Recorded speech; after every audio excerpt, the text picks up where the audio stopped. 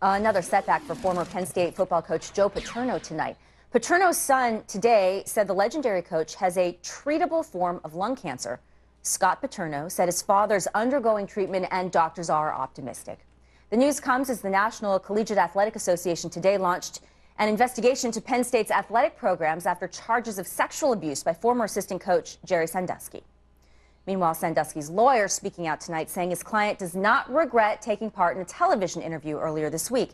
In that interview, Sandusky admitted to showering with boys, but speaking with Fox News' David Lee Miller today, Sandusky's attorney claimed his client's TV appearance would help his case.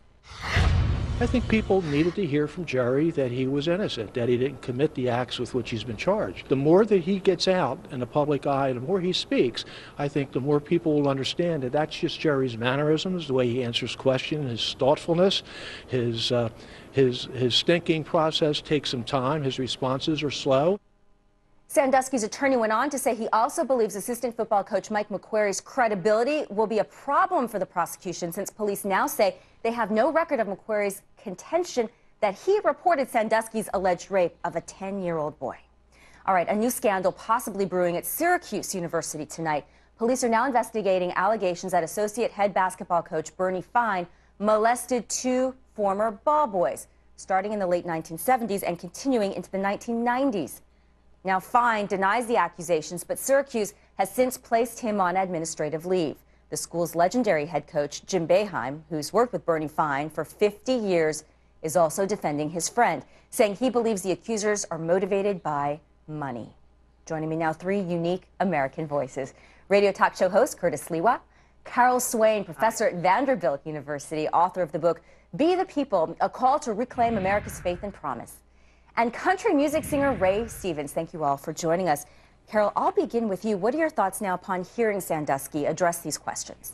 I think it's unfortunate that he's decided to deny the allegations in the face of all the evidence that seems to point to his guilt, because it creates a situation that will keep the wounds open for the young people that were exploited in this situation, that were already troubled kids, and then they were put in a situation where all the adults failed them. Now, he's certainly been indicted on these charges, but innocent until proven guilty. But do you think he should have spoken out at this point, Curtis? Well, I'm happy he did, because he impaled himself.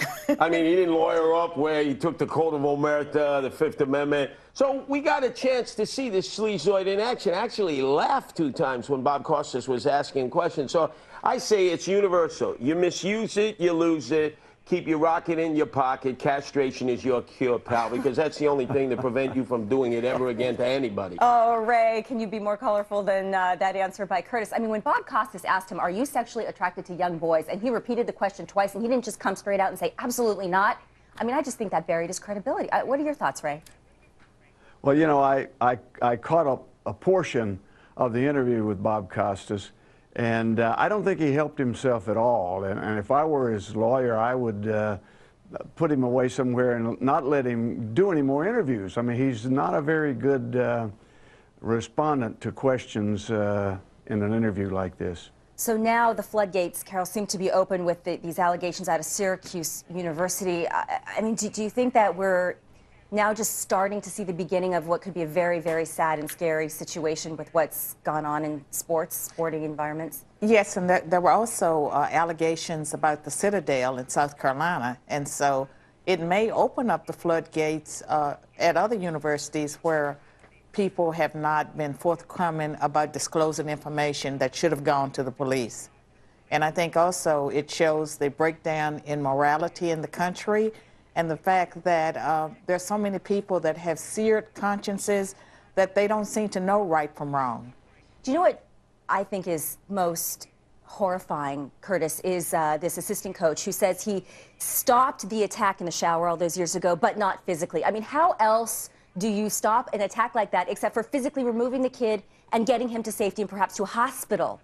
Football players are not known for their Oprah Winfrey crisis management skills. They're known for their muscles between both ears. Right. You would have thought he would have slammed this guy in the shower. But here's another McCurry who's coming out talking. Everybody's telling their story, but it's just incriminating them further. I must tell you, I know Joe Paterno went to his high school where there was Jesus Christ, there was St. Ignatius Loyola, who started the Jesuit order, and St. Joe Paterno. I went to a Jesuit high school. And he was of the highest moral character imaginable. He truly was. And this has not only hurt people like myself and others, because we looked to Joe Paterno to set the moral compass, and unfortunately he failed us. All right, we've got about a minute or so. Let's switch gears and talk about the other thing everybody's talking about. That's Occupy Wall Street. Lou did a fantastic interview last night. Let's go ahead and play it, and I'll have you all react to it. You're occupying Wall Street. Many of those who think the country is moving in the wrong direction are suggesting that you should occupy Washington, D.C. Well, that's where we differ, because what we believe is that Washington, D.C. really is just the pawns. Really, they are just the pawns of the corporations. The corporations. We have a government that is bought and paid for by corporations, by Wall Street. We have a system that is rigged in favor of the top 1% of corporations at the expense of all the rest of us, and that's what.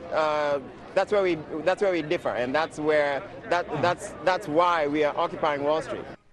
All right, now, Ray, I don't know if you could actually see that guest, but the Occupy Wall Street protester was wearing a Burberry scarf and a polo jacket, and there's been a lot of discussion here. Maybe we're starting to see the beginning of the end of the Occupy Wall Street movement, especially when you have guests like that kind of doing their own justice, discrediting themselves.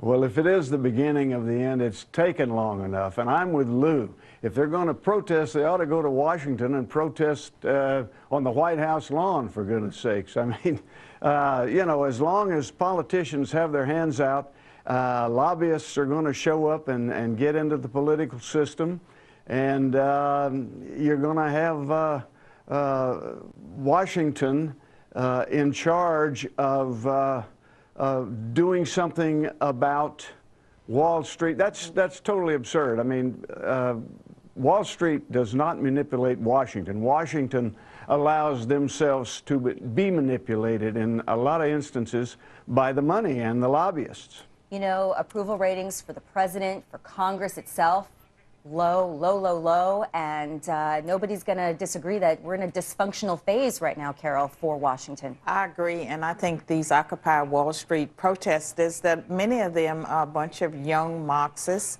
and they're trying to implement an agenda that they really don't know a whole lot about, and they're making it very difficult for ordinary people to make a living, the people they claim to care about. Oh, the businesses, especially Zuccotti Park here in New York, Curtis. I mean, you can speak to this. I mean, they're losing money hand over foot. Oh, it's yeah. like the protesters have been shooting themselves in the foot. They're hurting the cause that they're trying to promote. Look, these huckleberries, these freakazoids, they're reliving the magical mystery tour of my youth, the 60s and 70s, but the real crooks are on Wall Street. John Corzine, $700 million, 3 weeks. They should have took his passport. They can't find the dollar. How is it? Not a mention about John Corzine. Oh, why? #1 fundraiser for Barack Obama, the favorite of Democrat, liberal, and progressive. So the 1% is only the 1% you don't like, not the 1% like John Corzine who belong in jail. And we'll leave it there. Curtis, Carol, Ray Stevens, thank you all so much, our American voices.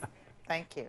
Okay, still ahead. The Super Committee meeting again today as a Wednesday deadline to cut spending closes in. But does it really even matter? Some in Congress say, nah. The A-team shares their thoughts. And former Governor Jesse Ventura is so disgusted with some of our country's policies, he'll turn his back on the national anthem. We'll ask him about his protest plan when